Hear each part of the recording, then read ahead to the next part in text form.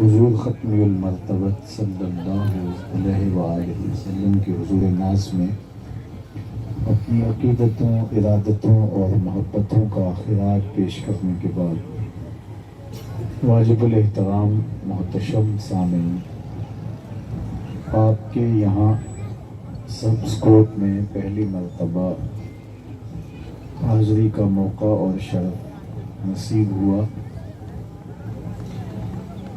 آپ کی طرف سے ادارۃ المصطفیٰ کے لیے وقف کی گئی قطع عرضی پر آج المصطفیٰ اسلامک سینٹر کا سنگ بنیاد رکھا جا رہا ہے۔ اللہ اس دینی درسگاہ کو پورے علاقے کے لیے رشد و ہدایت کا مرکز بنائے۔ دین کی تعلیم حاصل کرنا جو بنیادی اور ضروریات دین سے تعلق رکھتی ہے، وہ ہر مسلمان مرد اور عورت پر واجب ہے، اور اگر کوئی نہیں کرتا تو وہ گنہگار ہے۔ تفصیلی علوم حاصل کرنا وہ فرض کفایہ ہیں۔ پورے علاقے میں ایک شخص مکمل عالم دین ہو تو باقیوں سے گناہ ثابت ہو جاتا ہے۔ تو ضروریات دین بنیادی طہارت کے مسائل ہیں، نماز کے مسائل ہیں، دیگر احکام شرعیہ ہیں، ضروریات دین ہیں، ان سے ہر شخص کو واقف ہونا چاہیے۔ اس لیے مسلمانوں کے ہاں مساجد کا قیام، درسگاہوں کا قیام اور علماء کا وجود ان کی دینی تعلیمی ضرورت کو پورا کرنے کے لیے ہوتا ہے۔ اللہ کے محبوب علیہ السلام نے ارشاد فرمایا، کن عالما، یا تو عالم بن جا، اور متعلما، یا تو متعلم بن جا، علم سیکھنے والا بن جا۔ یعنی میں اور آپ اپنے آپ کو ان میں سے کسی ایک طبقے میں ضرور شامل کریں۔ تو فرمایا کہ یا تو خود عالم بن جا، اور اگر خود عالم نہیں بن سکتا، عدیم الفرصتی کے سبب یا کوئی اور ذریعہ، تو فرمایا کوئی بات نہیں، علم سیکھنے والا بن جا، جتنا وقت ہو اتنا علم سیکھ لیا کر۔ اور پھر فرمایا اگر یہ حالت بھی نہیں ہے تو علماء کی صحبت میں بیٹھنے والا بن جا، اور فرمایا اگر یہ بھی نہ کر سکے تو ان کے ساتھ محبت کرنے والا بن جا۔ پھر فرمایا ولا تکن خامسا، پانچواں نہ بننا۔ ان چاروں میں سے تو جو بن سکتا ہے وہ بن جا، پانچواں بنے گا تو ہلاک ہو جائے گا۔ تو یا تو بندہ عالم دین بنے، اور وہ میں نے عرض کیا فرض کفایہ ہے، ہر شخص مکمل عالم دین تو نہیں بن سکتا، دنیا کے دیگر نظام بھی چلنے ہیں، کسی نے کھیتی باڑی کرنی ہے، کسی نے کاروبار کرنا ہے، کسی نے ملازمت کرنی ہے، کسی نے دکان پہ بیٹھنا ہے، تو سارے لوگ تو عالم دین نہیں بن سکیں گے۔ تو کوئی علاقے میں سے ایک شخص مکمل عالم دین بن جائے، لیکن متعلم یہ ہر کوئی بن سکتا ہے کہ وہ فرصت کے اوقات میں کچھ نہ کچھ دینی احکام کو سیکھ لے۔ اور ارشاد فرمایا کہ جو اس حالت میں انتقال کر گیا کہ وہ طالب علم تھا، متعلم تھا، سیکھ رہا تھا، اور سیکھتے سیکھتے اس کا انتقال ہو گیا، کل قیامت کے دن جنت میں جب وہ پہنچے گا تو اس کے اور نبیوں کے درمیان صرف ایک درجے کا فرق ہوگا۔ سبحان اللہ۔ جنت کے 100 درجے ہیں، نبی سب سے اونچے والے درجے میں ہوں، اور اس کے اور اس کے درمیان صرف ایک درجے کا فرق ہے۔ تو کتنا بڑا اعزاز ہے اس شخص کے لیے جو علم کی طلب میں لگا رہتا ہے۔ علماء نے کہا اگر کسی شخص کو یہ بتا دیا جائے کہ تیری زندگی کے دن اب بہت تھوڑے رہ گئے ہیں، جس کا آج کل کینسر کے مریض کا ہوتا ہے کہ یہ آخری سٹیج پہ ہے، اب اس کا علاج معالجہ تو نہیں ہو سکتا، اب اس کو گھر لے جاؤ، اس کی خدمت کرو، اسے بھی کہا جاتا تم توبہ طائب کرو۔ تو کسی شخص کو یہ ضمن غالب ہو جائے کہ اب میری موت آئی ہی آئی اور میں چند گھڑیوں کا، چند دنوں کا، چند ساعتوں کا مہمان ہوں، تو وہ کیا کرے؟ کون سا نیک عمل ہے؟ علماء نے کہا وہ علم سیکھنے میں لگ جائے تاکہ اس کی موت اس حالت میں آئے کہ وہ طالب العلم تھا، اور جو طالب علمی کے دور میں انتقال کر گیا، میں نے ابھی عرض کیا حدیث پاک، قیامت کے دن اس کے اور نبیوں کے درمیان صرف ایک درجے کا فرق ہوگا۔ تو طلب علم یہ ہماری زندگی کا حصہ ہے۔ اور اگر آپ مجھے پوچھیں کہ اسلام کا کوئی دوسرا نام، تو میں کہوں گا اسلام کا دوسرا نام دین علم ہے۔ جس دین میں بچے سے، بچپنے سے لے کر کے بڑھاپے تک طلب علم کی تلقین کی گئی، جس علم کی اہمیت کو اجاگر کرنے کے لیے میرے اور آپ کے آقا و مولا نے کہا انما بعثت معلما، میں معلم بنا کر مبعوث کیا گیا۔ میرے اور آپ کے آقا و مولا حضور ختمی المرتبت صلی اللہ علیہ وآلہ وسلم پر اترنے والی پہلی وحی اقرا تھی۔ تو اگر آپ مجھے پوچھیں کہ اسلام کا دوسرا نام کیا ہے، تو میں کہوں اس کا دوسرا نام دین علم ہے۔ تو یہ سکھانے کا عمل ہے، سیکھنے کا عمل ہے۔ خیرکم من تعلم القرآن وعلمہ، تم میں سب سے بہتر وہ ہے جو علم سیکھتا ہے اور علم آگے سکھاتا ہے۔ ہمارے علماء نے لکھا کہ جو شکاری کتا ہوتا ہے جس کو سکھا لیا جاتا ہے، تو وہ شکار لائے تو اس کا لایا ہوا شکار، اس کا شکار کیا ہوا جانور حلال ہوتا ہے، اور عام کتا اگر کوئی شکار لائے تو وہ مردار ہوگا۔ تو اس کا مطلب یہ ہوا کہ اگر کتا بھی سیکھ جائے تو وہ کتوں میں ممتاز ہو جاتا ہے، تو پھر انسان سیکھ جائے تو اس کا مرتبہ کیا ہوگا؟ سبحان اللہ، اس کا مرتبہ کیا ہوگا؟ تو ہمارا دین ہمیں سیکھنے کے عمل سے گزرنے کی تلقین کرتا ہے۔ تو فرمایا یا تو عالم بن جا یا علم سیکھنے والا بن جا۔ اچھا اتنی فرصت نہیں ہے تو تیسری بات، علماء کی صحبت میں بیٹھنے والا بن جا۔ کبھی کبھی گزرتے گزرتے ان کے پاس بیٹھ گیا، ان کی صحبت اختیار کر لی۔ اچھی صحبت کے رنگ چڑھتے ہیں، بری صحبت کے برے اثرات مرتب ہوتے ہیں۔ صحبتیں اثر پذیر ہوتی ہیں۔ شیخ سعدی فرماتے ہیں کہ میں حمام میں گیا تو وہاں مٹی پڑی تھی، تو میں نے دیکھا اس سے خوشبو آ رہی ہے، تو میں نے کہا تو ذات کی مٹی ہے اور تیرے وجود سے مہک آ رہی ہے۔ سعدی کہتے ہیں کہ زبان حال سے اس مٹی نے مجھے کہا کہ میں ہوں تو ذات کی مٹی، لیکن چند دن میں پھول کے قدموں میں بیٹھی گئی۔ جمالے ہم نشیں در من اثر کر، وگر نہ من ہما خاکم کے ہستم، ہوں تو میں ہستی کے اعتبار سے مٹی، لیکن پھول کی صحبت نے اپنا اثر میرے اندر چھوڑ دیا ہے۔ تو جب مٹی کے اندر اثر پیدا ہو جاتا ہے پھول کا، تو اہل اللہ کی صحبتوں میں، علماء کی صحبتوں میں بیٹھنے والوں میں اثر کیوں پیدا نہیں ہوگا؟ علماء نے لکھا، امام راضی نے گفتگو کی ہے کہ بادشاہوں کی صحبت میں بیٹھنے والوں کی طبیعت میں تکبر اور رعونت آ جاتا ہے، خواتین کی صحبت میں بیٹھنے والوں کی طبیعت میں شہوات پیدا ہونے لگ جاتی ہے، اسی طرح بے وقوفوں کی صحبت میں بیٹھنے سے حماقتیں آنے لگ جاتی ہیں، فقیروں کی صحبت میں بیٹھنے سے دنیا سے بے رغبتی ہوتی ہے، اور علماء کی صحبت میں بیٹھنے سے علم کا نور نصیب ہوتا ہے۔ سبحان اللہ، یا عالم بن جا یا متعلم بن جا یا علماء کی صحبت میں بیٹھنے والا بن جا۔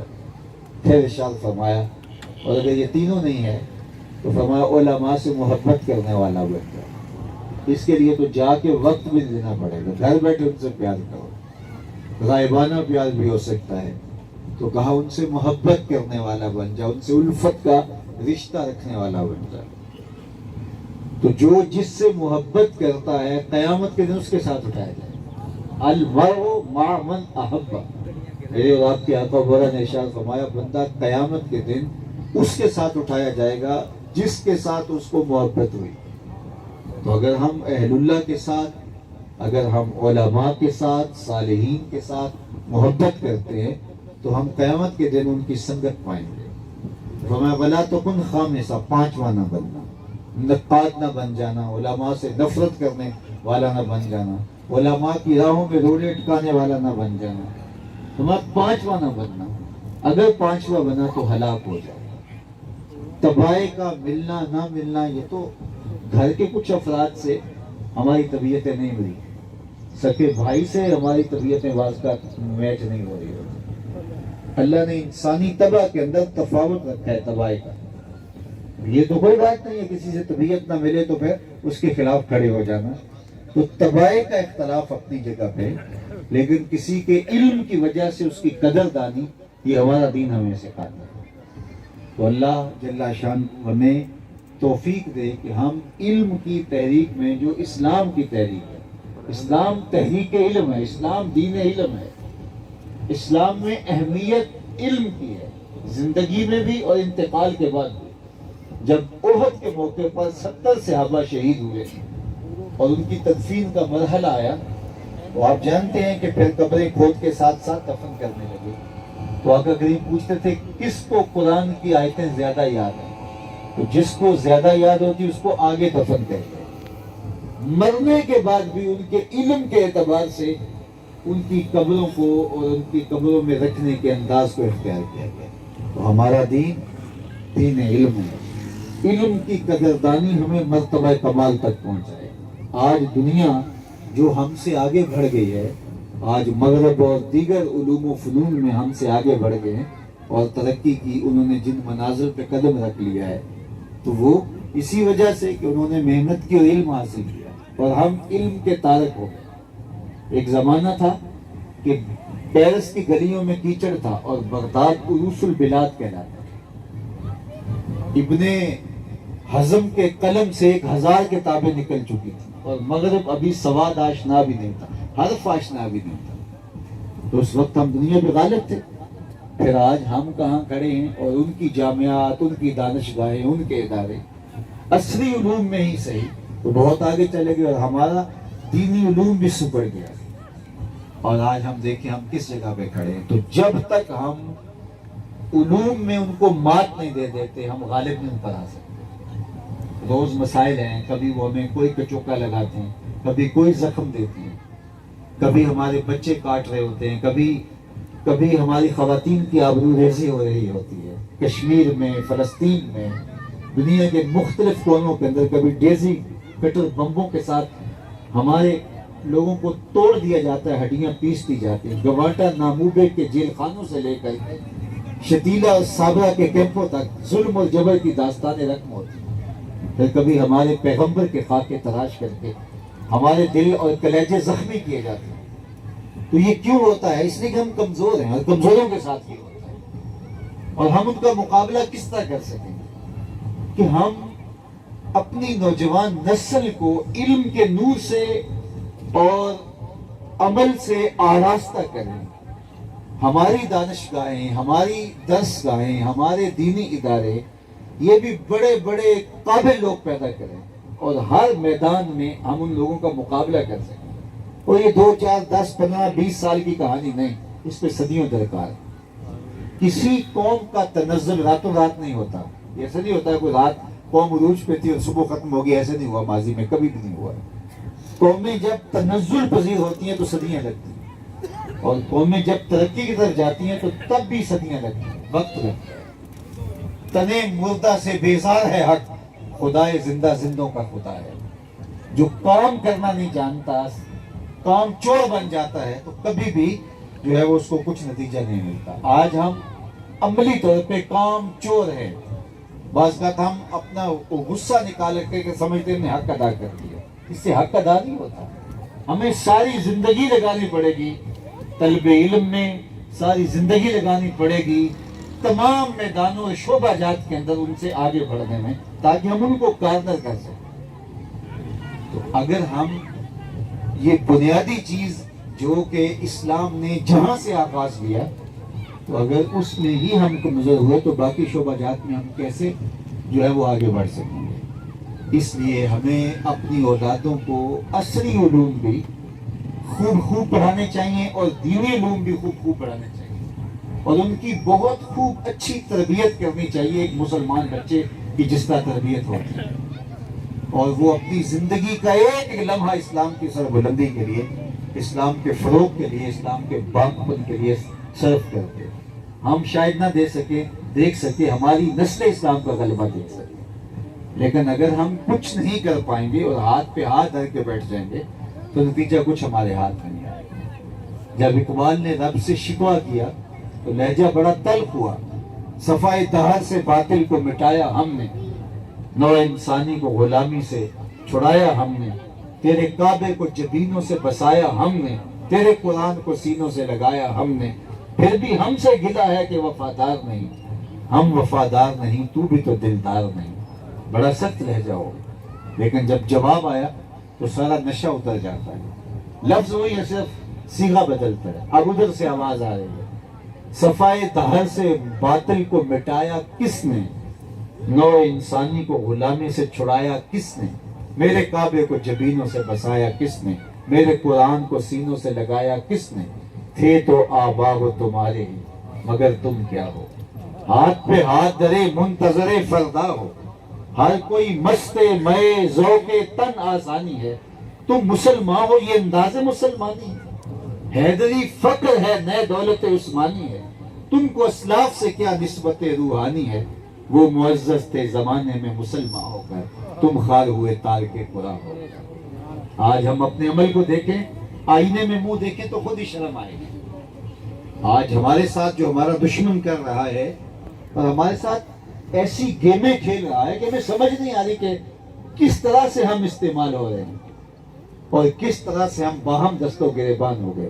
56-57 اسلامی ملک آپس میں ایک دوسرے کا گریبان نوچ رہے ہیں، اور جس طرح سے عوام حکومت کو اور حکومت عوام کو پورے اس بلاد اسلامیہ کے اندر برابر کھڑا کر دیا، اور وہ مزے کے ساتھ ہمیں لڑا کر کے ہمارا تماشا دیکھ رہے ہیں، اور ہم جس طرح سے ایک اذیت ناک زندگی بسر کر رہے ہیں، اس سے بڑی قیامت بھی کوئی ہو سکتی ہے کہ پوری دنیا کے اوپر قتل اور ذلت اور جبر سہنے والے سے مسلمان ہیں، پوری دنیا امن سے بس رہی ہے، اور ہم مسلم امت جبر اور ظلم کا شکار ہے۔ تو ہم کبھی بھی آگے اور سرخرو نہیں ہو سکتے جب تک ہم اپنی نسلوں کو کھڑا نہیں کریں گے، خود کھڑا نہیں ہوں گے، شعوری سفر نہیں کریں گے، جب تک ہم علم دین اور عصری علوم میں آگے نہیں بڑھیں گے، جب تک ہم اپنے عمل کا محاسبہ نہیں کریں گے، جب ہم وحدت امت کی وحدت کا سبق یاد نہیں کریں گے، اتنی دیر تک ہم کبھی بھی آگے نہیں بڑھ سکتے۔ تو اس لیے گلی گلی کوچا کوچا اس کے لیے ہمیں کوشش کرنی چاہیے۔ ادارۃ المصطفیٰ اپنے انداز میں ایک کام کا آغاز کیے ہوئے ہے۔ ہماری آرزو یہ ہے کہ ملک کے طول و عرض کے اندر دانشگاہیں قائم ہوں، درس گاہیں قائم ہوں، اور وہاں سے پڑھنے والے عصری اور دینی علوم سے ماہر بن کے نکلیں اور تمام شعبہ جات میں پھیل جائیں۔ آج ہم کہتے ہیں کہ یہودی ہر شعبے میں چھا گئے، میاں یہودی تو دنیا کے اوپر صرف 1 کروڑ بستے ہیں، اور 1 کروڑ یہودیوں نے ہر شعبے پہ قبضہ کر لیا، اور ہم 1 ارب 50 کروڑ ہے تو ہم صرف جھاڑو دینے کے لیے رہ گئے۔ کیا ہم پڑھ لکھ کر ہم ان شعبہ جات میں نہیں جا سکتے؟ پوری دنیا کی تجارت پہ انہوں نے قبضہ کر لیا، پوری دنیا کے میڈیا پہ انہوں نے قبضہ کر لیا، پوری دنیا کی بحری نقل و حرکت پہ تقریباً جو ہے وہ 70% یہودیوں کا قبضہ ہے، 97% میڈیا پہ ان کا قبضہ ہے، جتنی بھی ملٹی نیشنل کمپنی ہیں ان پر یہودیوں کا قبضہ ہے۔ یہودی پوری دنیا کے اوپر 1 کروڑ ہے، اور ہم مسلمان 1 ارب 50 کروڑ ہے۔ تو کیا ہمارے بچے صرف کلرک بنیں گے؟ ہمارے بچے صرف جھاڑو دیں گے؟ ہم نے اپنے بچوں کو، اپنی نسلوں کو کیوں نہیں اٹھانا؟ اچھا، دوسری بات ہم کہتے ہیں پاکستان کے اندر مرزائی چھا گئے، جی مرزائیوں نے یہ کر دیا وہ کر دیا، اعلیٰ عہدوں پہ پہنچ گئے، فلاں عہدے پہ بھی مرزائی ہے، فلاں عہدے پہ مرزائی چلا گیا، حکومت میں مرزائی چلا گیا۔ یہ ہم ایک اعتراض کرتے ہیں، لیکن میرا کہنا یہ ہے کہ مرزائی بدبخت پڑھ لکھ کے محنت کر کے اعلیٰ عہدوں پہ چلے گئے اور وہاں جا کے اپنے جھوٹے دین کے لیے کام کر رہے ہیں، تو ہم 22 کروڑ مسلمان مرے ہوئے ہیں کہ ہم کہاں تک نہیں پہنچ پائے. وہ چند ہزار اپنے بچوں کو پڑھا کے وہاں ان مناصب پہ جو ہے وہ کی پوسٹ پہ پہنچ جاتے ہیں, اور ہم کیوں نہیں پہنچ پاتے؟ تو کیا ہم صرف ساری زندگی احتجاج ہی کرتے رہیں گے؟ ہم ساری زندگی جو ہے وہ کٹتے ہی رہیں گے, ساری زندگی بے چینی کا اظہار کرتے رہیں گے؟ تو ہمیں بھی تو کھڑا ہونا پڑے گا, ہمیں بھی تو ان عہدوں پہ اپنی نسلوں کو پہنچانا پڑے گا, ان کو جا کے وہاں کارنر کر سکیں. تو عصری علوم میں بھی, دینی علوم میں بھی اپنے بچوں کو بہت اچھا پڑھائیں, اپنا سارا سرمایہ لگا دیں ان پر. جتنی یہ کتنی لمبی کوٹھیاں ہم بنا رہے ہیں, نہ بنائے اتنے بڑے گھر, 2 مرلے کے گھر میں رہ لے لیکن اپنے بچے پڑھائیں, آدھی روٹی کھا لیں لیکن اپنے بچے پڑھائیں, ان کو اعلیٰ سے اعلیٰ تعلیم دلوائیں, دنیاوی تعلیم بھی اور دینی تعلیم بھی. عصری تعلیم میں بھی وہ طاق ہوں اور دینی تعلیم میں بھی طاق ہوں, اور ان کے اندر دینی اقدار بھی اچھی طرح سے ہوں. پھر وہ جہاں بھی جائیں گے وہ وہاں کھڑے ہو کے حضور کے نام کا جھنڈا اٹھائیں گے. سبحان اللہ. تو پھر ہمیں یہ شکایت نہیں ہوگی کہ یہ ہو گیا وہ ہو گیا. اس لیے ہمیں محنت کرنی پڑے گی. ہمارا وقت تو چلو جیسا ہے گزر گیا, اب ہماری اولادوں کا وقت ہے. اپنی اولادوں کی جان اس سوشل میڈیا سے چھڑائیں, یہ صبح سے لے کر شام تک اس سے چمٹے رہتے ہیں, قیمتی وقت برباد کر رہے ہیں. جنہوں نے یہ چیزیں ایجاد کی ان کے بچے تو ان کی پہنچ سے یہ چیزیں دور ہے. سکول سے باہر جو ہے وہ یہ رکھ لیا جاتا ہے 1 گھنٹے کے لیے, آدھے گھنٹے کے لیے, 2 گھنٹے کے لیے, مخصوص وقت میں جو ہے وہ اپنے بچوں کو یہ چیزیں دے رہے ہوتے ہیں, اور ہمارے بچے صبح سے لے کر شام تک اسی کام پہ لگے ہوئے ہیں. اور جو پڑھنے کا وقت ہے, جو ماں باپ کی خدمت کرنے کا وقت ہے, وہ برباد ہو رہا ہے. اس لیے ہمیں اپنی نسل کو کھڑا کرنا ہوگا اور اچھے طریقے سے آگے بڑھنا ہوگا, اپنی اولادوں کو پڑھانا ہوگا. دنیا آخرت کی بہتری اسی میں ہے. میں پھر بات کہوں گا کہ اگر آپ مجھے پوچھیں کہ اسلام کا دوسرا نام کیا ہے, تو میں کہوں اسلام کا دوسرا نام دین علم ہے.